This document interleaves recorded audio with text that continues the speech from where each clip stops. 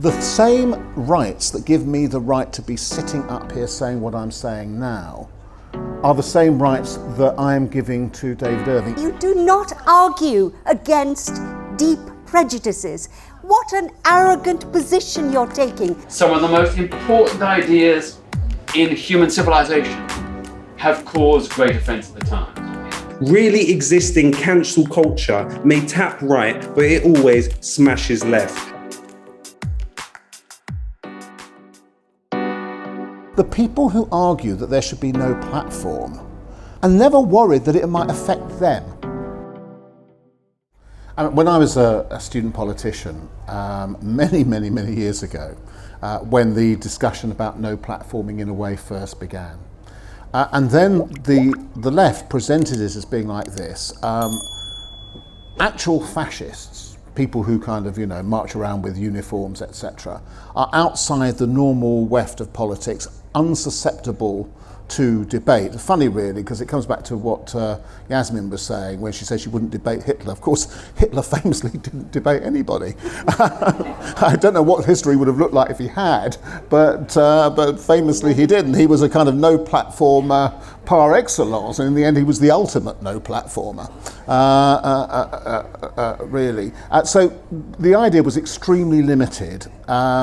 But essentially, when I thought about it later, and then it's been extended really, and the issue of offence has extended it yet further, because instead of it being a judgment about the efficacy of a certain type of politics taking over, it becomes a judgment about the subjective feelings of people. And it is incredibly problematic to ban things on the basis of people's subjective feelings, because people have different subjective feelings. And the transgender thing, incidentally, it illustrates that very well. It's an attempt to shut down the debate, in your view. And there's no question about it. And not only that, but if you think about it, it has another thing. The people who argue that there should be no platform, not for offence reasons, but for reasons of, let's say, normalising certain types of speech is a very common expression now, are never worried that it might affect them.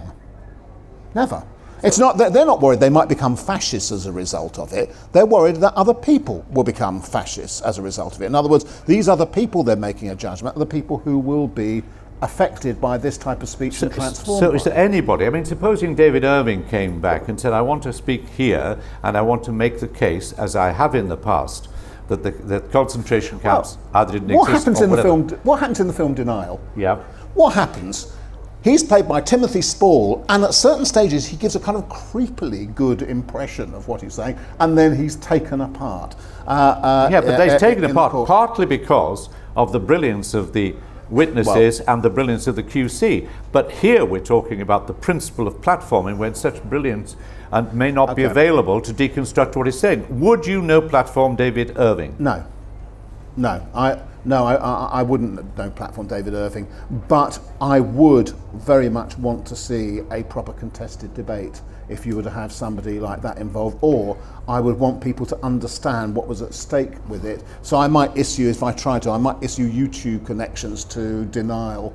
So it's a qualified, in a sense, it's a qualified platform. It's a platform where you were built in certain necessary constraints. Roger, here's the problem. The same rights that give me the right to be sitting up here saying what I'm saying now are the same rights that I am giving to David Irving in a slightly different society where people have different norms. And I might want to say what I want to say about, I don't know, leading Brexiteers.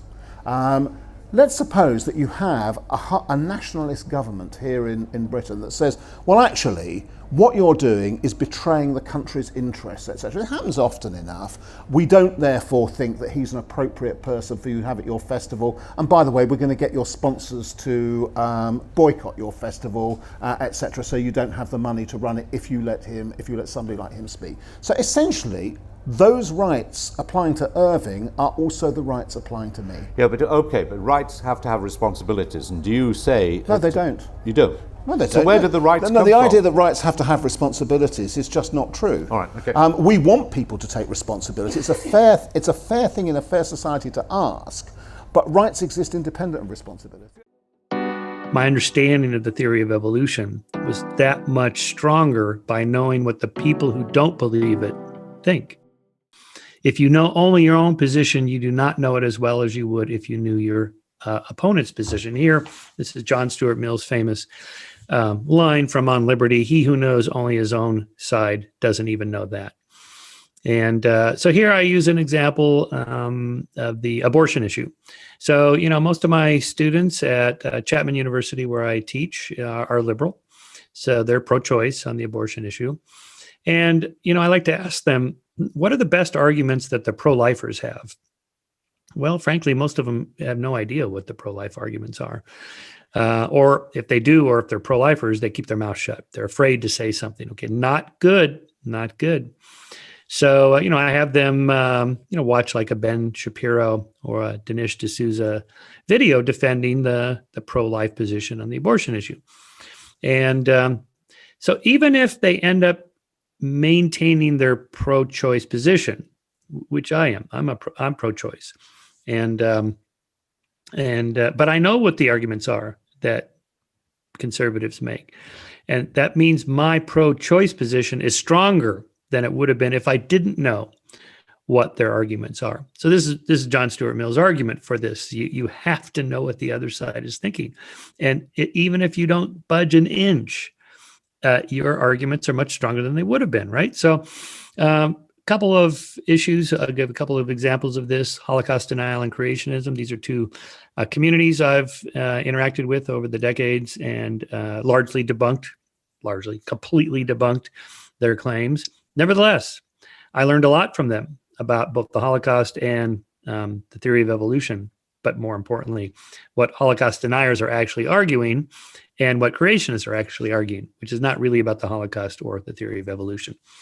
So it turns out to be an interesting thing. But in the process of doing that, my understanding of how the Holocaust happened and why and so forth, my understanding of the theory of evolution was that much stronger by knowing what the people who don't believe it think. We could not survive as a society if we all became freedom of speech absolutists.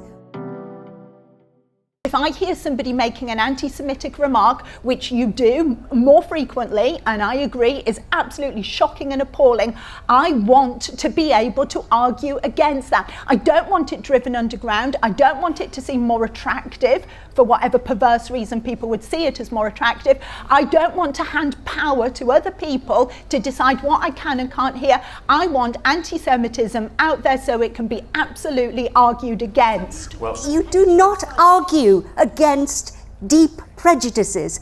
What an arrogant position you're taking, that you have the power to argue and save us from ourselves. It is not possible to understand the feelings. We're talking here about feeling utterly. I was assaulted on Thursday, physically assaulted, these things you see on me, all right? The thing that I'm left with is why? Why did he do this? It's the emotional thing, and you do not argue. But Yasmin, you cannot argue about Yasmin, that. I don't want to downplay it. There are lots of keen, but there are so many people, maybe in this room, who could talk about being assaulted. Maybe, particularly women. What we've got to say is that a sufficient reason for significantly restricting freedom of speech? And I'm not quite sure I know your position on this. I'm not an absolutist. I believe that freedom of speech always, and everybody has a red line, even Spiked. I have looked at Spiked and I argue with Brendan O'Neill, their star, almost every other week. They have not crossed certain lines. They have not said anything on their sites that they know would upset, for example, British Jewish people. But that's They're very not careful. anti-Semitic. They're very, very careful. There's a lot of anti-Muslim stuff, but there really isn't. And what I want to say is this, that we could not survive as a society if we all became freedom of speech absolutists. Or in the public space, restraint and care and kindness is all I'm saying. We need to be kinder and understand. We have a hierarchy of political subjectivity. So some forms of cancelling seem to be more visible than others. The cancel culture practiced by the state and private companies is far more dangerous to freedom of speech than students on Twitter armed with nothing but a hashtag righteous indignation and an NUS no platform policy. Really existing cancel culture may tap right, but it always smashes left. The victims of really existing cancel culture are not relentless cretins like the eugenicist Toby Young or the failed musician Lauren Fox, who are routinely cancelled upwards into six-figure book deals and TV contracts, or given £5 million to run as the mayor by Tory party donor Jeremy Hoskin. The 1930s British Union of Fascists made the same argument that their freedom of speech was being curtailed. Oswald Mosley, at the same time that his son and the Teddy Boys were firebombing houses in the area that I live, were claiming they were being deprived of freedom of speech. Enoch Powell is still hosted by the BBC to broadcast his Rivers of Blood speech. Nick Griffin claimed that the BNP were the free speech party from BBC Question Time. If the left really practiced any meaningful form of cancel culture, Alistair Campbell, who was proven to be a warmonger, would not be cancelled into Good Morning Britain or be the advocate for mental health that he is allowed to be today. In fact, the Office for Students, the government put together the Joint Committee on Human Rights in 2008, did an investigation into free speech issues in university and found it did not find the wholesale censorship of debate which media coverage had suggested.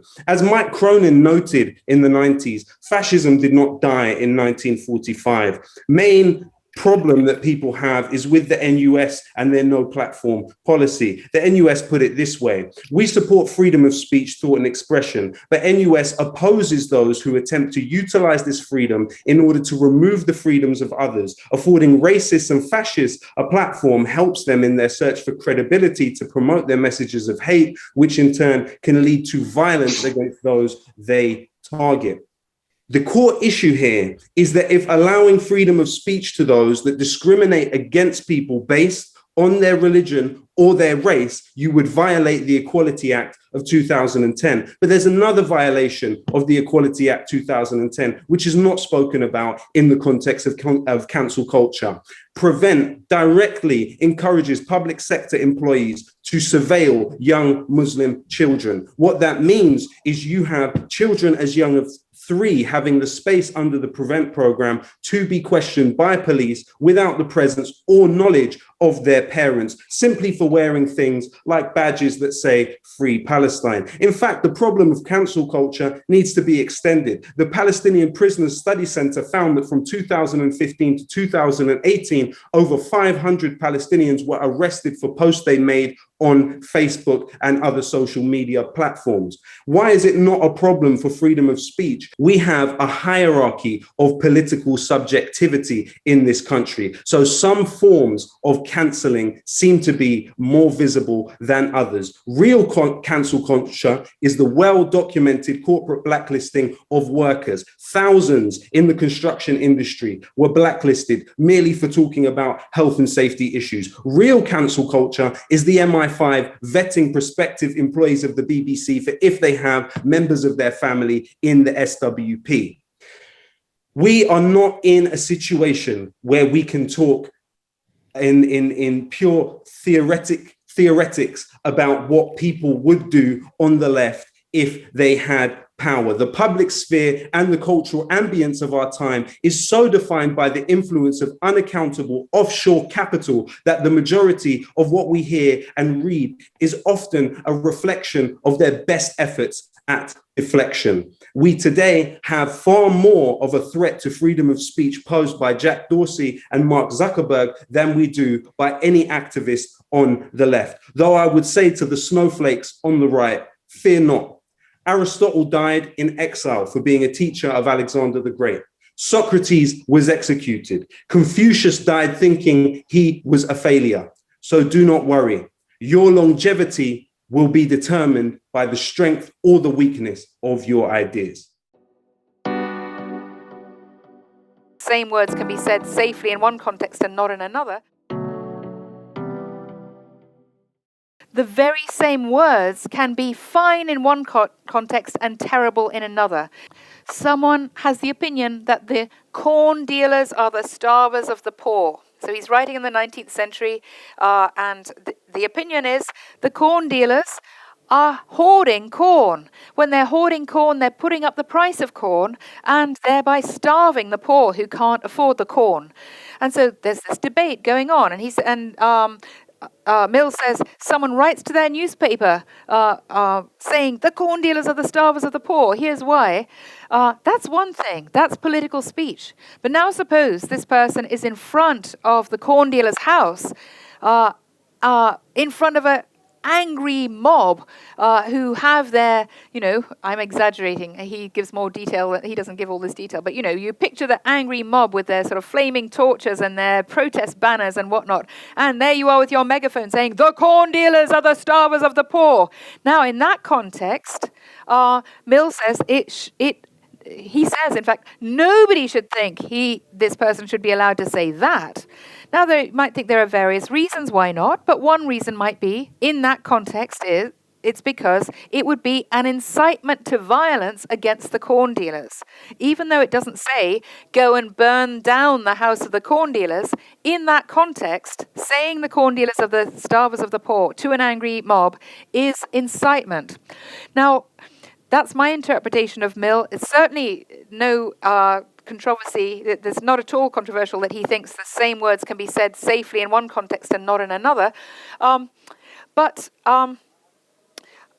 what that shows is that we can think of words as tools for doing different things with.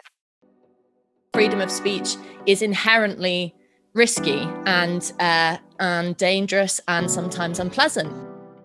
Well, so the phrase that gets used is freedom, no ifs, no buts. That's one of the slogans that the magazine I write for, Spiked Online, uses, which makes people feel queasy because their imagination immediately jumps to the worst case scenario.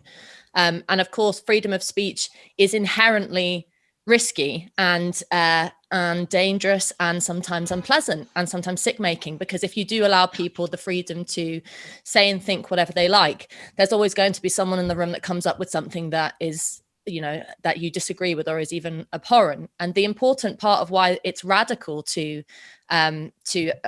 defend that very absolute and principled view of freedom is because of the power of actually the thought that Lowkey finished on, which is that the longevity of any political argument has to be based on the strength or weakness of that argument. And I think the problem today is that we're actually suggesting that process of judgment of somebody's argument shouldn't take place. I mean, there's a really, maybe we can get into this, but I hate the concept of equality. And the reason, and that's not because I think that some people should be more equal than others or that there should be some kind of hierarchy, but equality has always seemed like a really lame marker to me. Because if you take, for example, the issue of women's freedom or women's position in society, women in relation to men, when women and men can be equal, we can be on the same level, but that level can be a really bad quality of life. That equality can be really poor. We can both be equal right down here. But if you're championing freedom instead of equality, what you're saying is the sky's the limit. And I think the radicalness of that demand is the reason why it's rejected today, is because there's a deep misanthropy and mistrust of people. Freedom of speech means nothing if it is not the right of the person who thinks differently to express their point of view. I don't think there is a right to not be offended. And if you look throughout history, some of the most important ideas in human civilization have caused great offense at the time. So, for example, the ideas of Galileo Galilei, of Charles Darwin, Karl Marx, Sigmund Freud, they all caused huge offense in their time. But they were important, valuable ideas. And even if you disagree with them, those were ideas that ought to be heard, debated, and discussed. The problem is now that this idea that you've caused me offense now provokes reaction, no platform, safe space. And that does, in my view, diminish the opportunity and exercise of free speech and open debate, which are vital for a free and open society. I'll give you a few examples. Of course we know that racism is wrong. But I think about the example of an overseas student who came to study at a British university who, in a debate, used the term coloured.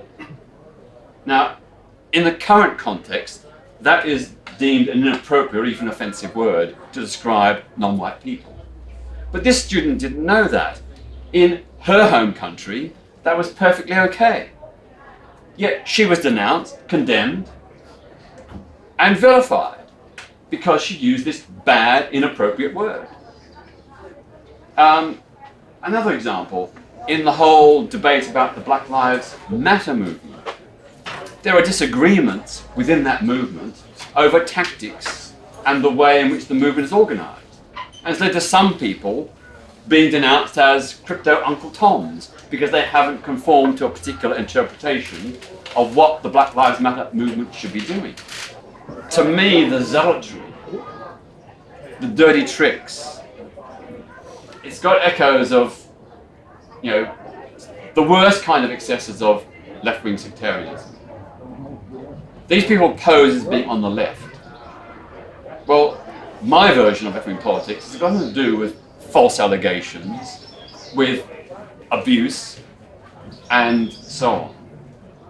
In fact, I take my cue from German communist Rosa Luxemburg, who argued against Lenin that freedom of speech means nothing if it is not the right of the person who thinks differently to express their point of view.